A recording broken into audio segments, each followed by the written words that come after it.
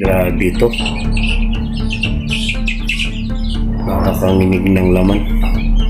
Iba na ang pangyayari dito sa Pilipinas ngayon. Parang wala nang hustisya. Ikukulong ka kahit Major General ka pa. Retired Major General.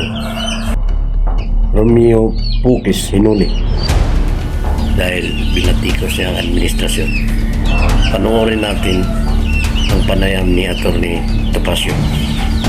Atty. Topacio, ano pong interpretasyon natin dito sa pagkaka-aresto po kay Pukis? Kinasuhan po siya ng inciting to sedition. Unang-una po ay mariing naming kinukundina ni retired General Virgilio Garcia na isa rin tumatayo bilang abogado ni General Pukis ang paglabag po sa karapatan ng aming kliyente.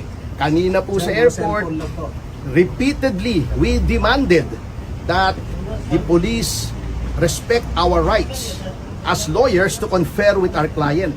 Pero hindi po kami pinagbigyan, bigla pong itinakbo rito. So we will make the people responsible to be held to account for the violation of the rights of our client.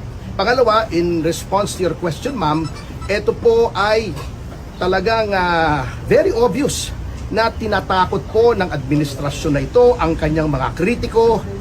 Ito po ay ginawang sample si General Pukis na kapag ikaw ay nagsalita laban sa gobyernong ito, ito ang sasapitin mo, ikaw ay aarestuhin, hindi ka papakausap sa abogado mo at haharas ka at magsasuffer ka pati ang iyong pamilya.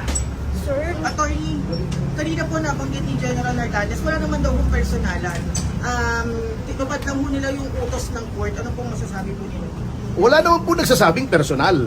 Hindi naman po natin sinisisi si General Nartates. Ang amin po sinisisi ang executive branch na wineponize nila ang Department of Justice upang i-persecute, tuligsain ang mga sa tingin nila ay kalaban ng gobyerno.